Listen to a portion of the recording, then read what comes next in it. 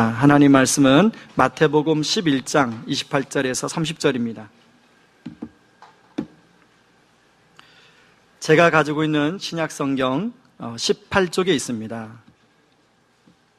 마태복음 11장 28절에서 30절입니다.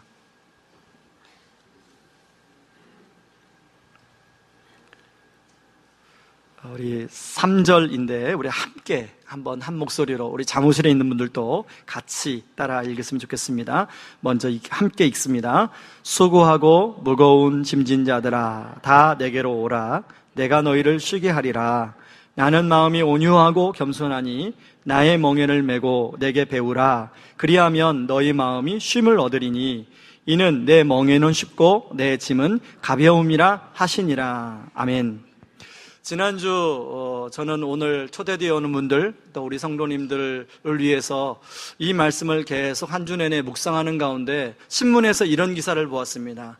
한국보건사회연구원에서 우리 한국인들의 평균 행복지수를 발표했는데요, 작년 12월에 전국에 흩어져 있는 20세 이상 1000명을 대상으로 무작위로 착출해서 행복지수를 조사를 했습니다. 근데 평균 행복지수가 6.33이 나왔습니다. 10점 만점에 6.33. 30대가 이제 가장 높은데요, 6.56. 그리고 가장 낮은 연령대가 60대가 6.05. 사실은 100점 만점으로 하면 60점입니다. 여러분, 이걸 시험 점수로 하면 과락이죠. 저는 이 말씀을 묵상하면서 이 기사를 한번 보았을 뿐인데 이 기사의 내용이 계속 마음속에 남는 것입니다. 이 기사의 내용을 계속 묵상하는 가운데요, 제가 얼마 전에 봤던 직장인들의 피로지수에 대한 기사가 생각났어요. 그래서 그 기사를 다시 제가 검색을 해보니까 그 한 취업 포털 사이트에서 직장인 1199명을 대상으로 자기 진단 피곤 지수를 조사를 했는데요, 피로 지수가 7.22가 나왔습니다. 10점 만점에. 야, 피곤 지수는 이렇게 잘났네? 라고 생각할 수가 있는데요, 여러분, 이건 높을수록 더 피곤하다는 겁니다. 업종별로 조사를 했는데요, 가장 피로도가 높은 직종이 관리 지원 분야입니다. 여러분의 한번 일하는 분야를 잘 생각해 보세요. 7.45. 영업 마케팅 분야가 7.33. 연구 개발 기획 7.27. 생산 물류 7.18. 서비스가 6.89. 여러분, 피곤 지수는 이렇게 나와 있지만 아마 개인별로 다 다를 거예요. 여기에는 또 자영업하는 분들의 피곤 지수도 안 들어갔고요, 여기에는 또 꼭 회사 말고 다른 직종에 근무한들의 피곤 지수가 안 들어가 있어요. 아마 피로도를 말하면 많은 분들이 사실은 피곤하다 말하지 않습니까? 제가 이 행복지수와 피로지수를 생각하면서 우리 현대인들이 참 열심히 살고 정말로 수고하는데 쉼을 누리지 못하는구나, 그런 생각이 자꾸 들었어요. 바로 오늘 성경 본문이요, 딱 그걸 잘 표현해주고 있는데, 수고하고 무거운 짐진 자들아, 그렇게 이야기하고 있더라는 것입니다. 여러분, 우리가 현대인들이 주로 어떤 짐을 지고 있습니까?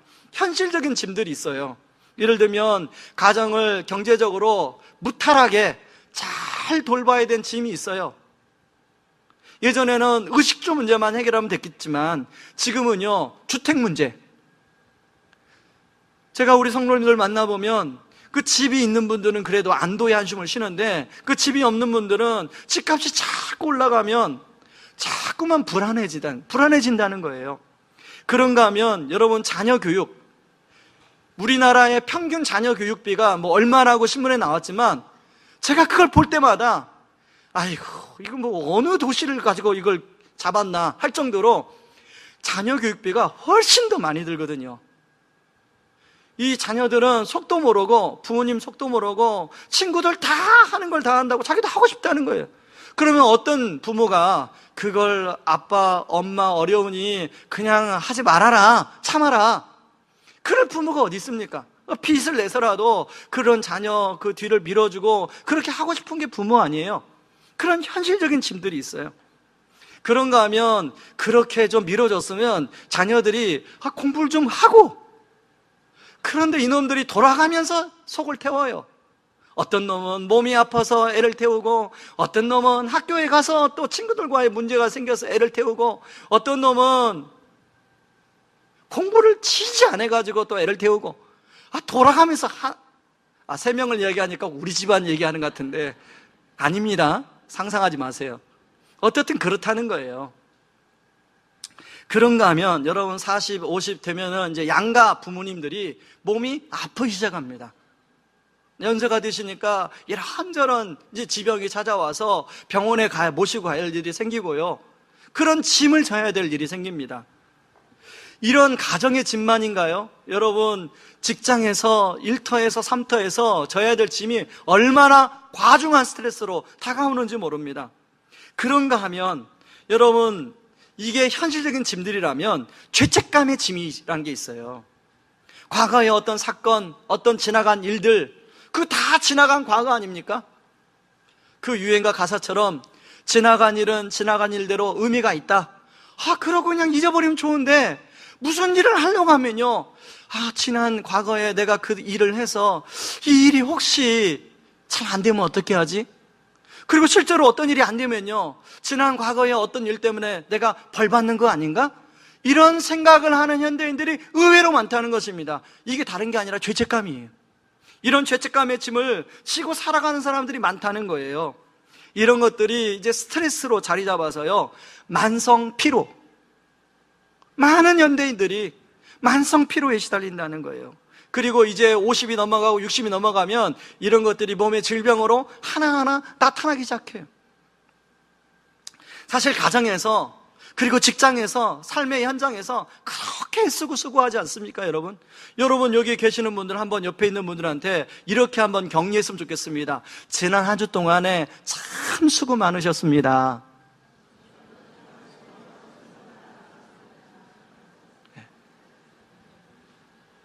여러분, 여기 오늘 예배 드리는 분이 지난 한 주 동안에 수고를 한 분이 없어요. 다 자기 삶의 자리에서 나름대로 다 애쓰고 수고했어요. 그런데 공통점, 쉼이 없다는 거예요, 쉼이. 그러다 보니까 현대인들 안에 쉼을 향한 갈망이 있어요. 요즘 20대, 30대 직장인들이 해외여행을 그렇게 많이 간다고 그래요. 해외여행을 지난달에 갔다 왔는데 이번 달에 또 예약을 잡아놨어요. 그래서 휴가를 못 내면 주말 이용해가지고 해외여행을 가고, 그렇게 해서 해외여행 갔다 오면 일주일 정도는 그 여파 때문에 신나게 일을 한대요. 그리고 어떤 분들은 해외여행을 좀 이렇게 장기적으로 갔다 온 분들은 그게 한 달 정도 간대요, 한 달.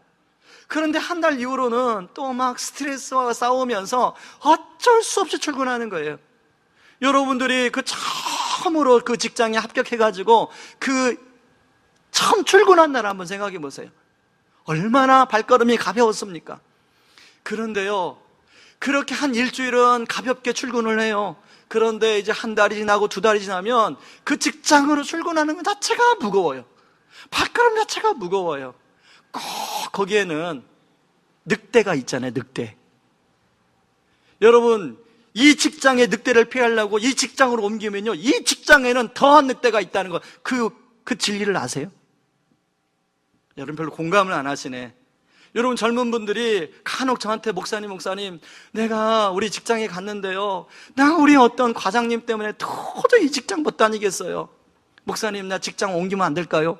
그렇게 상담하는 젊은이들이 있거든요. 그러면 그때마다 제가 해주는 얘기, 제가 해주는 얘기 아니에요. 제가 제자 훈련하면서 사역 훈련하면서 다 여러분들한테 들었던 이야기예요. 야, 그 늑대 피하려고 다른 직장 가면 더 심한 늑대가 기다리고 있다. 그러니까 참고 웬만하면 다녀. 그게 여러분들이 저한테 해줬던 얘기 아닙니까? 그게 현실이고 또 안 그런가요? 여러분, 바로 우리가 그런 짐들을 지고 살아간다는 건데 쉼이 없어요, 쉼이. 제가 며칠 전에 제 대학 그 친한 친구를 만났습니다. 그 친구를 만나서 이런저런 대화를 하는데 그 친구는 주말만 되면 산에 가요. 제가 오늘 오라고 꼬셨는데 오늘 도저히 시간 안 된대요. 약속이 있대요. 그래서 다음에 오기로 그렇게 약속을 했는데요, 그 친구가 하는 얘기가 우리 교회에서 가까운 데 삽니다. 그래서 이 동네에 산을 많이 가요. 청계산도 가고 가까운 데 어느 산도 가고, 그러다가 회사 선배들과 얼마 전에 북한산에 다녀왔대요. 북한산에 올라가는데, 오랜만에 북한산에 올라가는데 곳곳에 단풍을 보니까 자기가 감탄을 했대. 감탄. 그래서 저한테 막 몇 번씩이나 이야기하는 거예요. 야 기서봐, 야 오랜만에 북한산에 가보니까 정말로 단풍이 아름답더라. 다음 주에 혹시 북한산 갈지 모르겠어요. 네. 그런데 여러분, 그렇게 단풍을 보고 왔어요, 주말에. 근데 그게 과연 며칠이나 갑니까? 그게 며칠 안 가요. 그래서 또 쉬고 싶어 하는 거예요. 그래서 우리 현대인들 안에 이 반복적인 단어가 있는데, 나 쉬고 싶다, 나 좀 내버려둬, 좀 쉴 수 있도록 내버려둬, 그런 말을 우리가 반복하지 않습니까? 그런데요, 오늘 성경에서 오늘 우리에게 뭐라고 말씀하면, 우리에게 두 가지 기쁜 소식을 이야기하는데요, 첫 번째 기쁜 소식은 뭐냐면, 저를 따라하시기 바랍니다. 다 내게로 오라, 내가 너희를 쉬게 하리라. 여러분, 사실 수고하고 무거운 짐을 지는 거, 그것마저도 힘든 거 아닙니까? 그런데요, 옆에 있는 사람이 그걸 몰라줄 때 진짜 힘들어요.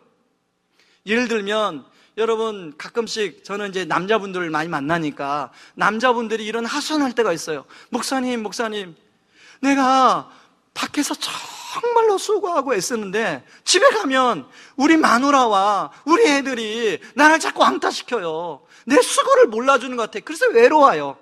이렇게 말하는 분들이 있어요. 제가 어느 글에 읽어보니까요, 그 글에 어떤 얘기 써있냐면, 여러분의 남편이 매달 이제 25일이면 여러분 남편들이 열심히 일해가지고 통장에 월급이 들어오잖아요. 그 월급, 이게 아내들한테 하는 이야기예요. 제가 그래서 읽은 겁니다. 그 월급의 액수를 볼 때마다 그 액수 안에는 거래처 담당자를 만나면서 자존심 상하면서 참은 값, 그리고 직장 상사에게 모멸감을 당하면서 견딘 값, 거기에 다 포함되어 있다는 거예요. 그 월급의 액수를 볼 때마다 그것을 생각을 좀 해주십시오 라는 글이었어요. 굉장히 공감이 되는 공감. 여러분 아내들이요, 여러분 월급 통장에 그 찍힌, 요즘 월급 통장도 안 보죠, 그죠? 그냥 카드로 그냥 뺐쓰는데, 그럴 때마다 우리 남편이 밖에서 이런 수고를 해서 내가 오늘 또 이런 혜택과 은혜를 누리는구나, 이것을 알아주는 그런 은혜가 있기를 바랍니다. 그런가 하면, 여러분, 제가 이런 얘기하면 어떤 여자분들은 남편들만 수고하나? 우리도 수고한다니까. 여러분, 가정의 전업주부, 얼마 전에 신문에 보니까요, 가정의 전업주부가 하루의 노동량이 12시간 16분, 그리고 그걸 월급으로 따지니까 월 380만 원, 연봉으로 따지니까 4,600만 원이래요. 그런데 남편들이 집에서만, 집에 가정주부라고 이런 수고를 하는 걸 잘 모른다는 거예요. 그래서 저도 옛날에 이런 얘기를 했어요. 아니, 당신은 집에만 있어서 뭘 한다고 말이야, 무슨 수고를 하는 거야, 이런 얘기를 철없을 때 했던 적이 있습니다. 그랬다고 그런 말 한번 하면 큰일 나죠. 그런 말 한번 했다가 막 뒷감당을 못 해가지고 막 굉장히 난처했을 때가 있는데, 여러분 남자분들이요, 제발 그런 말 하지 마시기 바랍니다. 그런가 하면 직장을 다니는, 요즘에 맞벌이가 많잖아요. 가정일을 돌보면서도, 아이들 교육을 돌보면서도 맞벌이하는 여자분들이 계세요. 그분들은 그냥 1인 3역 4역을 해요.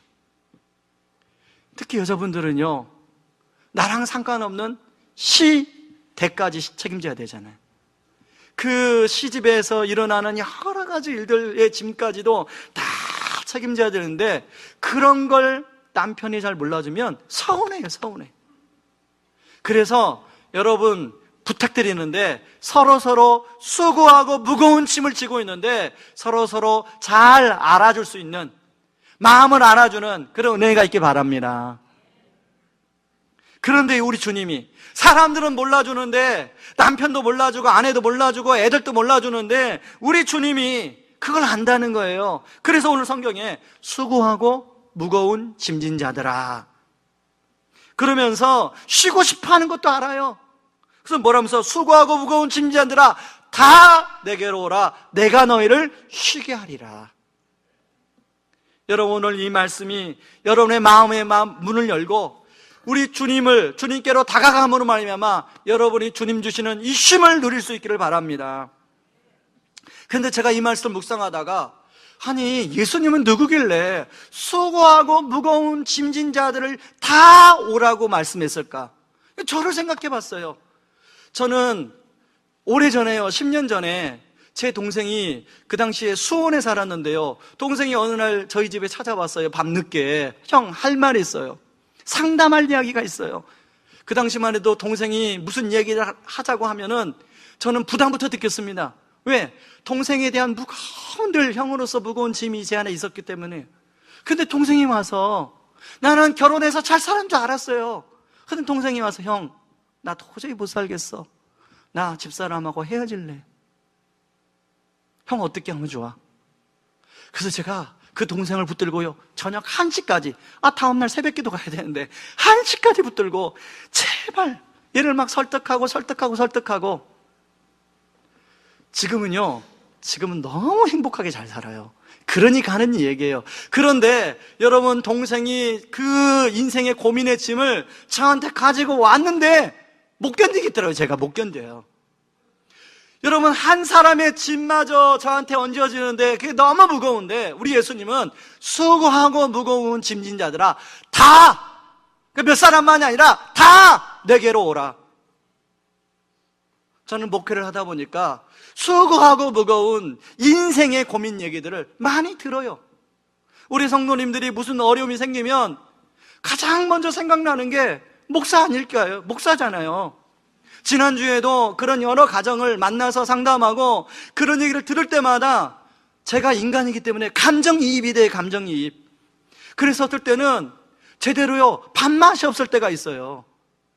그럴 때마다, 하나님, 저는 약하지만 주님께 맡겨드립니다. 수고하고 무거운 짐자들아, 다 내게로 오라고 하신 큰 용량을 가신 우리 예수님께, 내가 우리 어느 성도님이 이런 문제가 있습니다, 이런 어려움이 있습니다, 이런 아픔이 있습니다, 도저히 혼자서는 해결할 수 없는 어려움이 있습니다, 주님 도와주십시오. 그렇게 기도하지 않으면요, 그렇게 맡기지 않으면 제가 아마 이 자리에 서서 설교할 수 없을 거예요. 그런데 우리 주님은 어떤 분이길래 수고하고 무거운 짐진 자들아, 한 사람도 아니고 다, 모두 다 내게로 오라 말씀하실까요? 우리 예수님은 바로 하나님이에요. 우리 예수님은 하나님의 아들이자 하나님이에요. 우리 하나님 어떤 분입니까? 여러분, 오늘 초대되어 오는 분들이 믿으시는지 안 믿으시는지 모르겠어요. 우리가 어릴 때 학교에서 배웠던 사람은 진화됐다. 사실은 이거 선택 아닙니까? 이거 믿음이에요. 어떤 걸 믿느냐 믿음인데, 여러분 이미 교회에 다니는 분들은 이 세상이 진화된 게 아니라, 우리가 진화된 존재가 아니라 창조되었다고 우리가 믿어요. 그래서 저도 그 창조된 이 세상이 정말로 하나님에 의해서 창조되고, 우리도 성경에 보면 하나님의 형상대로 우리가 만들어졌다고 그래요. 그래서 동물과는 다르게, 여러분, 동물은 생각 없습니다. 동물은 사람처럼 감정이 복잡하지 않아요. 동물은 창조할 수 없어요. 그러나 사람은요, 뭔가 몰두하면 창조물을 만들어내요. 여러분, 아무리 원숭이가 똑똑해도 창조물을 만들어내지 못해요. 기껏해야 사람들이 시키는 그 하나 바나나 주면 이렇게 행동하고 그것뿐이지, 사람처럼 뭔가를 만들어내지 못해요. 사람만이, 하나님이 만드신 사람만이, 하나님 형상대로 만든 사람만이 그런 창조 능력이 있어요. 그런가 하면 하나님이 사람만 창조한 게 아니라 온 세상을 창조하셨어요. 지난주 우리 로마서 말씀이 있잖아요. 이 세상의 모든 창조물 속에 하나님을 알만한 것들을 만들어 놓으셨다. 그래서 창조세계를 보면, 여러분, 그냥 우연히 저렇게 아름다운 단풍이 될 수가 없어요. 여러분, 농사를 지어보시면 알잖아요. 저도 처음에 이 의왕에 이사 와서 제가 살던 집 앞에 텃밭이 있었어요. 주인께서 그 텃밭 그냥 마음대로 지어서 사세요. 그런데요, 제가 텃밭을 가꾸다가 포기했어요. 목회하려니까 텃밭 가꿀 수가 없어요. 텃밭 내버려뒀더니요, 금세 잡초와 엉겅퀴가 완전히 그냥 텃밭에, 그게 며칠 사이더라고요. 여러분, 여기 그 주말농장 하시는 분들 아마 경험하실 거예요. 내버려두면 우연히 토마토가 열리나요? 내버려두면 우연히 고추가 열리나요? 절대로 그런 일이 없습니다. 우연히 없어요. 고추 하나가 열리려면요, 그 고추가 무슨 병입니까? 탄저병. 제가 고등학교 때 농업을 배웠거든요. 탄저병. 그 탄저병을 고추 내버려두면 탄저병에 100% 걸립니다. 탄저병이 걸리지 않고 농약을 주고 또 거름을 주고 해야 고추가 열리는 거예요. 내버려둬서 우연히 진화돼서 그런 일은 있을 수가 없어요. 여러분 지금 하시는 일을 내버려둬보세요. 그게 우연히 그게 결과가 나옵니까? 절대 그렇지 않아요. 아마 다음 주 중에 가서 또 여러분이 하는 일에 정말 전심전력을 다해야 거기에 뭔가 아웃풋이 나올까 말까 하지, 우연히 되는 건 하나도 없습니다. 그것은 이 자연 만물을 누군가는 창조하신 분이 있다는 거예요. 그런데 그 전능하신 하나님이 멀리 하늘에만 계신 게 아니라 바로 이 땅에 내려오셔서 인간의 몸을 입고 내려오셔서 우리의 죄를, 우리가 죄와 허물로 죽었던, 그래서 그 죄 가운데 살 수밖에 없던 우리를 위해서 그 죄값을 다 지불하시고 우리를 사랑하신다는 거잖아요. 여러분, 인간의 남녀 간의 사랑도요, 가끔씩 영화나 드라마에 보면 한 남자가 그 여인을 너무 사랑해서 자신의 목숨을 내어줘요. 그런 영화를 볼 때마다 우리는 어떤 느낌이 듭니까? 야, 저 남자 주인공이 저 여자 주인공을 진짜 사랑했구나. 그리고 감동해요. 나도 저렇게 사랑해야지, 이렇게 안 하고요, 나도 누군가가 저렇게 사랑해줬으면 좋겠다, 이러면서 감동해요. 안 그러세요? 그런데 그렇게 사랑해 주시는 분이 오늘 있다고 이야기하고 있습니다. 여러분, 로마서 5장 8절을 제가 우리말 성경으로 인용해 왔습니다. 한번 같이 읽어보시죠. 같이 한번 읽습니다. 그러나 우리가 아직 죄인이었을 때 그리스도께서 우리를 위해 죽으심으로 하나님께서는 우리에게 대한 그분의 사랑을 나타내셨습니다. 여러분, 물론 남녀 간의 사랑은요, 남자가 여자가, 여자가 남자를 사랑할 때는 사랑의 조건이 맞아야 사랑이에요. 뭔가 상대방이 나에게 매력적으로 뭔가 느껴져야 내가 사랑해요. 그럴 때 비로소 목숨을 내어줄 수 있는 사랑이 있을 수 있어요. 그런데 오늘 여기 성경에 보니까 우리가 의인이고 우리가 거룩하게 살고 우리가 선하게 살고 우리가 의미 있게 살았을 때 하나님이 우리를 사랑한 게 아니라 우리가 아직 죄인이었을 때, 우리가 아직 그 죄 가운데 비참하게 살았을 때 하나님은 예수님을 통해서 우리에게 사랑한다는 것을 확증해서 보여주셨다는 거예요. 내가 너희들이 비록 그런 가운데 있지만, 너희들이 비록 누가복음 15장에 나오는 둘째 아들처럼 자기 마음대로 살지만 내가 여전히 너희들을 사랑한다. 그게 진짜 사랑 아닙니까? 그 사랑하는 분이 오늘 말씀하세요. 수고하고 무거운 짐진 자들아, 다 내게로 오라. 내가 너를 쉬게 하리라. 오늘 초대되어 오신 분만 아니라 오늘 예배드리는 모든 성도님들 안에 바로 이 주님이 주시는 쉼을 누릴 수 있기를 주의 이름으로 축원합니다. 그런가 하면요, 두 번째 따라하시기 바랍니다. 나의 멍에를 메고 내게 배우라. 여러분, 마태복음 11장 29절에 보면 나는 마음이 온유하고 겸손하니 나의 멍에를 메고 내게 배우라. 그리하면 너희 마음이 쉼을 얻으리니. 저는요, 이 말씀을 계속 묵상하는데 어떤 마음이 드냐면, 아니 지금 내 짐도 무거운데, 내가 지고 있는 멍에도 무거운데, 아니 예수님은 또 나에게 무슨 멍에를 지우려고 하나? 여러분, 혹시 이런 생각 드시는 분 없으세요? 저는 이 말씀을 계속 듣기도 하고 또 묵상하기도 하고 읽기도 하는데요, 그런 생각이 자연스럽게 들더라고요. 여러분, 아까 수고하고 무거운 짐을 우리가 다 지고 있다고 했잖아요. 그런데 거기에다가 예수님은 더 멍에를 메우신대요. 그래서요, 제가 아는 예수님은 그런 예수님이 아니라는 걸 알기 때문에 제가 자료를 찾아봤어요. 그랬더니 여기에는 이런 배경이 있습니다. 그 당시에 예수님 당시에는요, 그 어린 아기소가 이제 송아지로 태어나서 이제 점점 자라서 언젠가는 멍에를 매는 소가 되지 않습니까? 그런 소가 되기 위해서 어린 소가 될 때 이제 밭 가는 법을 배우는데요, 그때는 어미소와 함께 밭을 갈게 한대요. 그래서 어미소의 멍에를 이 어린 소에 매서 무게중심은 어미소에게 있고 이 어린 소는 함께 멍에 매서 가다 보면 밭이 갈려 있는 거예요.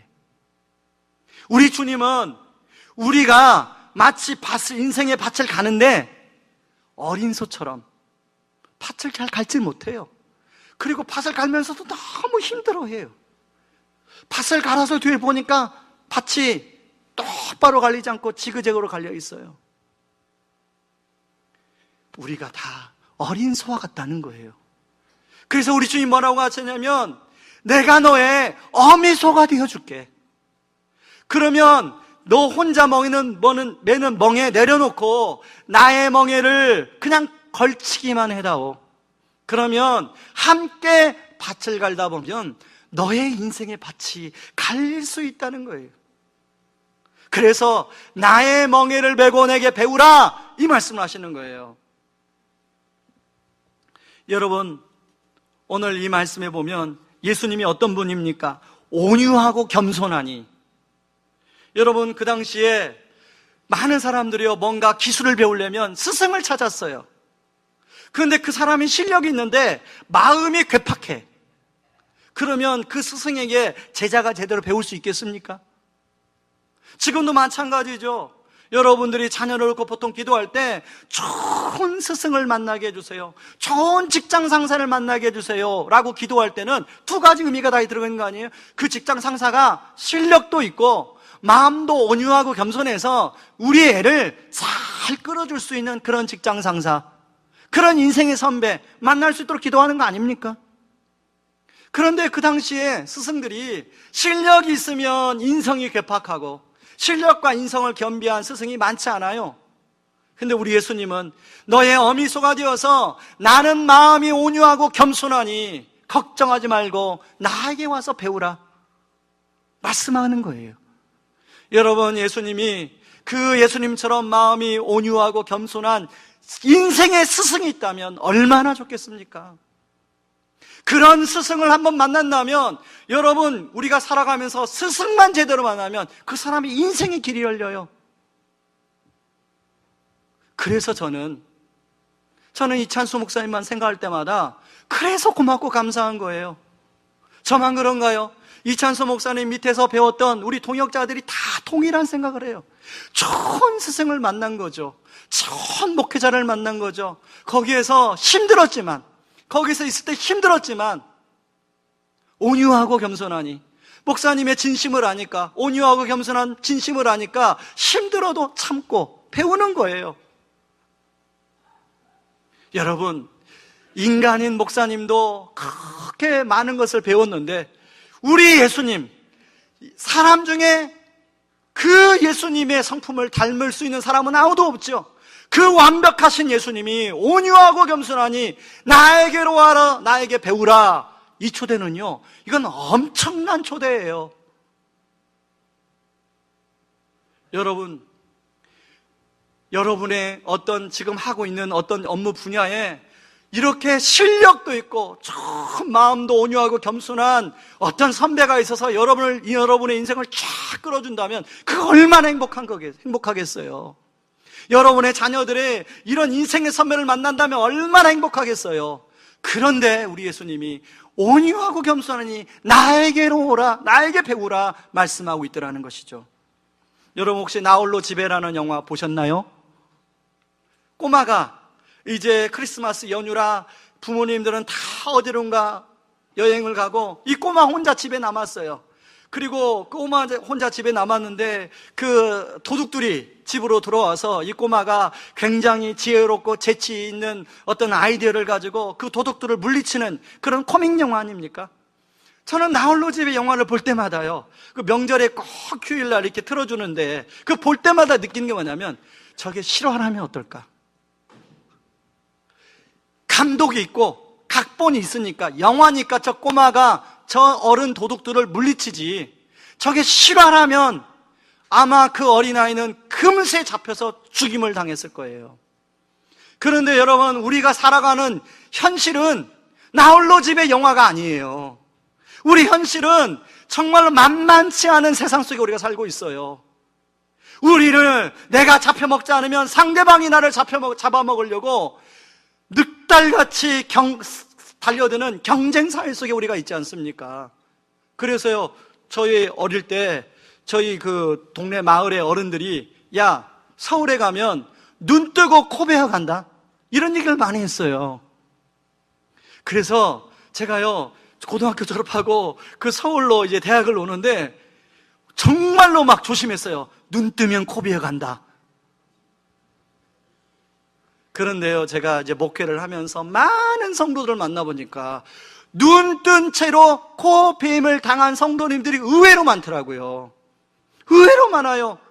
그래서 이것 때문에 억울하고 이것 때문에 마음이 상하고 그런 성도님들이 의외로 많아요.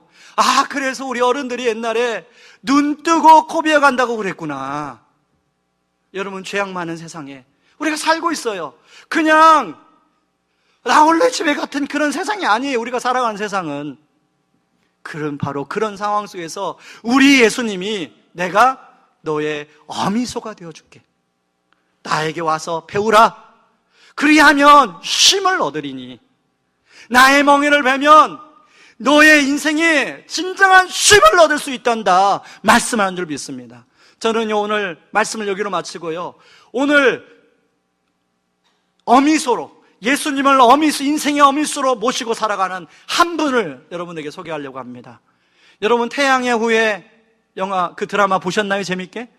거기에 OST를 만드신 분인데요, 우리 박광식 선생님을 모시도록 하겠습니다. 박수로.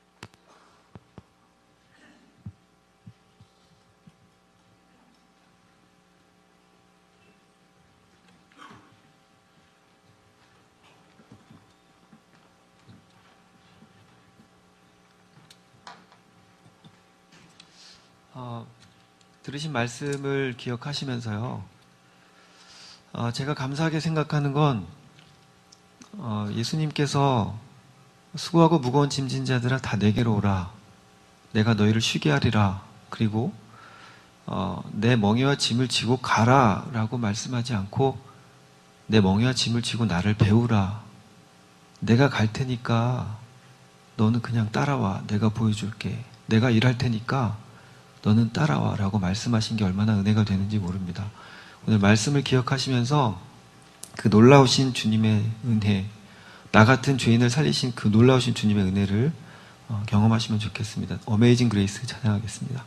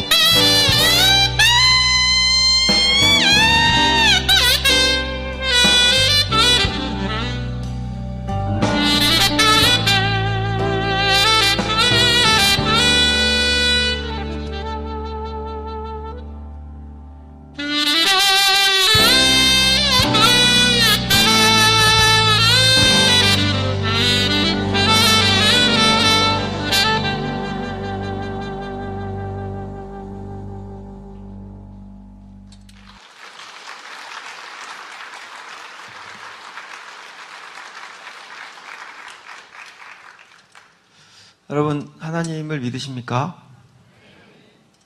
예수님 믿으십니까? 정말 믿으십니까?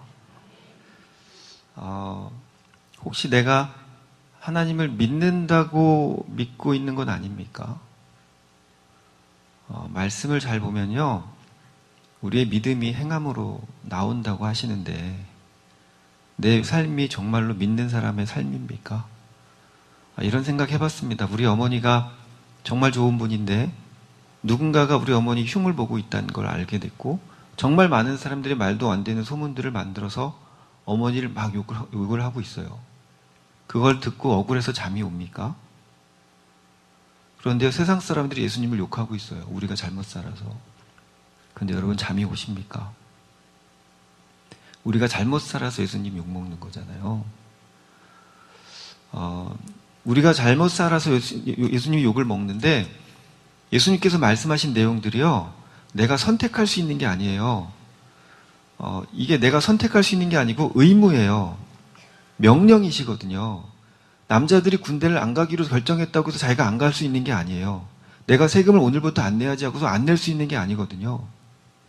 이건 내가 의무예요. 내가 결정할 수 있는 게 없어요. 그냥 시키는 대로 해야 되는 거예요. 그런데요, 이웃에게 사랑을 전하고 값없이 구워주는 그 일은요, 명령이에요. 내가 선택할 수 있는 게 아니에요. 그런데 우리는요, 그걸 선택해서 내가 원하는 하나님을 믿어요. 나는 저대로 안 살 거야. 저건 내가 할 수 있는 일이 아니야. 저 멍에와 짐은 내가 질 수 없어. 라고 내가 선택하고 있어요. 여러분, 이건요, 명령이에요. 이웃을 사랑하는 거요, 쉽지 않죠. 그런데요, 그 사랑하는 일을요, 내가 할 게 아니고 주님이 하세요. 우린 뭐만 하면 되냐면 그냥 순종만 하면 돼요. 제가 많은 나라를 다녀요. 정말 많은 나라를 다니면서 연주하는데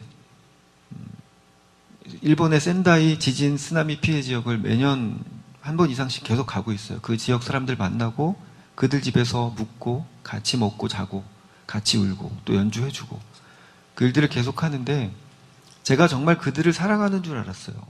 내 시간을 들여서 내 돈을 들여서 가족들과 떨어져 가면서 그 불편한 지역에 가서 방사능 오염됐다고 하고 막 불편한 지역에 가서 그 일을 하는 게 나는 이들을 사랑하는 거야 라고 생각하고 그렇게 해왔어요. 그런데 어느 날 여러분 브렉시트 기억나시죠? 영국이 유럽을 떠났어요. 그러면서 N이 엄청나게 올라갔거든요. 그때 그 일본의 총리가 얼굴을 감싸지면서 괴로워하는 표정이 신문에 실렸어요. 제가 그걸 보고 막 좋아했어요. 너무 속이 시원한 거예요. 그때 알았어요. 내가 이 사람들 진짜 사랑하지 못하는구나. 그러니까 제가 하나님께 기도했어요. 하나님, 내가 저들을 사랑하는 줄 알았는데 내가 진심으로 사랑하지 못했습니다. 내 사랑은 다 거짓이었고 다 가식이었습니다. 이거 어떡합니까? 내가 이 가식적인 이 일을 그만둬야 됩니까? 괴로워서 기도했는데요. 하나님께서 마음에 이런 마음을 주셨어요. 그들을 사랑하는 건 네 몫이 아니다. 네가 잘하는 거 있잖아. 너는 그냥 내가 가라 그럴 때 가. 너는 그냥 순종해. 내가 하는 거 보고 배워. 내가 그 사랑을 직접 나타낼 거야. 내가 일할 거니까 너는 그냥 따라와. 그 말씀이 저에게 얼마나 큰 위로가 되고 제가 자유함을 얻었는지 몰라요. 그래서 일본에 또 그렇게 열심히 다녔어요. 작년에 콘서트 하는데 86세 할머니가 공연이 끝나고 대기실로 왔어요. 그리고 이렇게 얘기하시는 거예요. 쓰나미가 모든 것을 가져갔습니다. 그 말이 얼마나 그 안에 얼마나 큰 고통을 담고 있는지 제가 알거든요. 수많은 사람들을 만났고 그 고통을 들었으니까. 목이 미어지는데 그분이 말씀을 이어가세요. 쓰나미가 모든 것을 가져갔습니다. 내 사랑하는 내 가족들도 다 데리고 갔습니다. 나의 집도 쓸고 갔고 어릴 때부터 나와 함께 지냈던 나의 친구들도 다 데리고 갔습니다. 지난 6년간 나는 지옥 같은 삶을 살았습니다. 그런데 쓰나미가 사랑을 가지고 왔습니다. 쓰나미가 아니었다면 내가 당신을 만나지 못했을 것이고 이 큰 사랑을 받지 못했을 겁니다. 쓰나미 덕분에 내가 이 사랑을 받았습니다. 그렇게 말씀하시는 그분도 울고, 통역하는 분도 울고, 저도 울고, 주변에 있는 모든 사람이 다 같이 울었어요. 어떤 말도 할 수 없었어요. 그냥 계속 울기만 했어요. 여러분, 이건요, 사람이 줄 수 있는 사랑이 아니에요. 하나님만 하실 수 있어요. 내가 줬던 사랑이 아닌 거죠. 내 멍에와 짐을 지고 나만 따라와. 내가 일할 거니까 너는 그냥 따라와. 제가 그 이후에 이 감동과 감격이 외국 여행 갔다 와서 일주일 한 달 가는 게 아니고 1년이 지나고 2년이 되어가는 지금까지도 그 감동이 가시지가 않아요. 여러분, 우리가 누리는 그 즐거움은요, 다시 목말라져요. 그런데 하나님의 은혜만큼은 영원히 목마르지 않아요. 그 앞장서시는 그 주님을 배우시면 좋겠습니다. 오늘 교회 처음 나오신 분들 계실 거예요. 그리고 그분들 초청하신 분들 계실 거예요. 네, 제가 이 찬양할 때, 내가 천사의 말 한다 해도 이 찬양할 때 내가 초청한 사람들 위해 기도하시고, 내가 초청 못했다면 오늘 처음 오신 분들 위해 기도하시고, 혹시 오늘 처음 오신 분들 기도 어떻게 하는 건지 잘 모르시더라도 그냥 한번 기도해 주세요. 그 하나님이 어떤 분이시길래, 그 예수님이 도대체 어떤 분이시길래 저도 그 사랑을 경험하게 해주세요 라고 기도하시면 좋을 것 같습니다. 우리가 이웃을 사랑하는 건 내 마음으로 할 수 없어요. 내 안에 성령이 임하시면 그때 가능한데요. 우리가 성령의 9가지 열매가 나와요. 하나님이 내 안에 임하실 때, 성령이 임하실 때 성령의 9가지 열매가 나오는데 그 중에 첫째가 사랑입니다. 저절로 사랑이 되는 거예요. 내가 노력해서가 아니고. 그 큰 사랑, 그 큰 은혜를 오늘 달라고 기도하시면 좋겠습니다.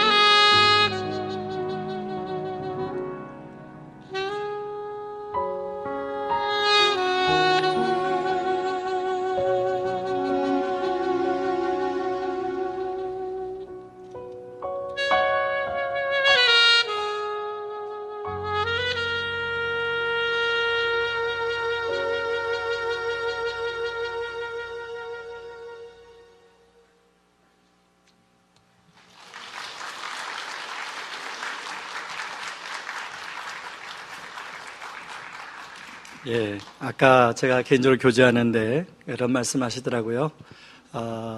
이탈리아에서 총 150명의 전 세계적인 색스폰 그 리스트들을 불러서 했는데 아시아에서는 혼자 초대가 되었다고.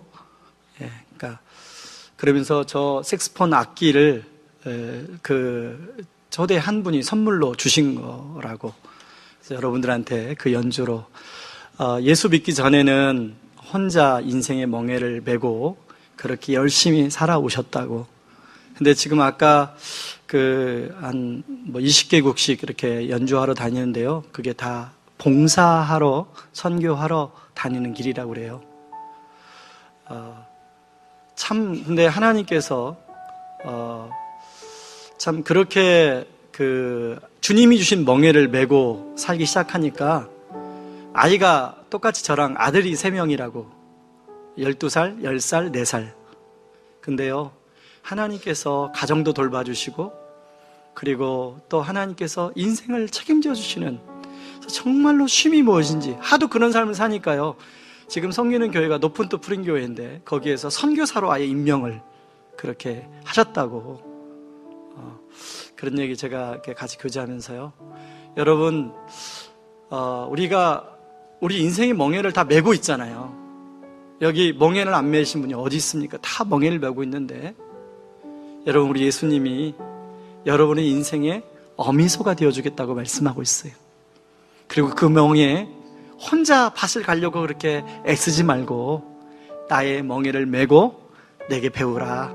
그리하면 인생의 밭을 갈다 보면 거기에 진정한 쉼이 있다고 말씀합니다.